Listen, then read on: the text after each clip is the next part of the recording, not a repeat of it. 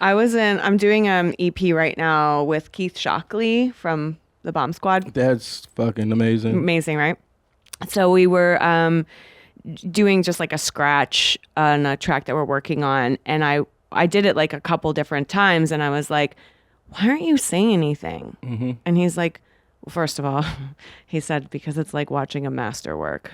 Yeah. That's props right there. I know. He was like, it's like only people I've ever seen like this is like LL, who comes in and just like hits the mark. He actually told me that Chuck takes like 35 takes to do a verse or more. He's like, he gets better as he goes.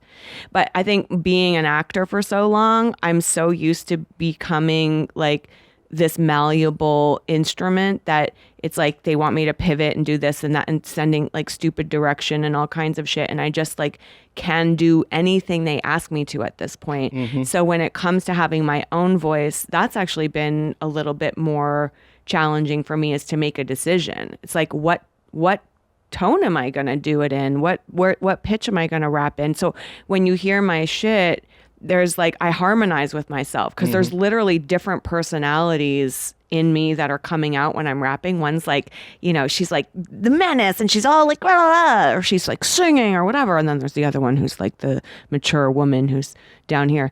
So, so making choices is hard when you're so used to being directed. It's like it's been beaten into me through acting. No, that's one thing I learned too.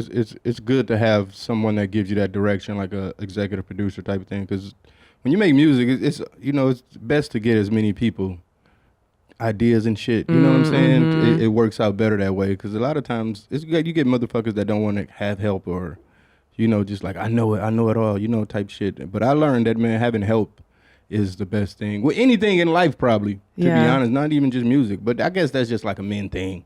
You just fucking, I can do this shit. I don't need no help from nobody, So it's kind of hard to be asking for help and shit, but Well, it took time because when I first started making music, there were producers I worked with who weren't trying to help me. They just trying to fuck me. Sort of the way of like the whole dinner conversation we're having. It's like they were inviting me to the studio to have sex and I was trying to get dinner. But, so it took me a while to feel comfortable, and Keith is like, very respectful and it's a totally professional relationship, and so I've really opened up and I want his direction. Obviously he's a fucking legend on top of that. Genius.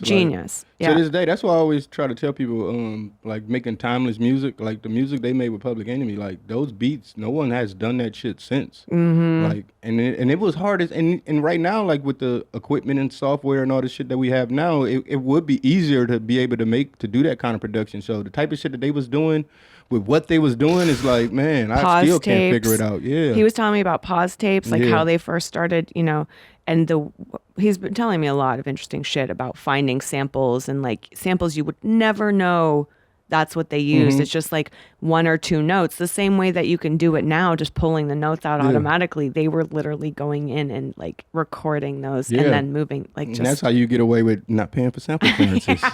Exactly. Which is something I need to deal with more. I'm always getting killed over samples, but I'm getting more into playing them over.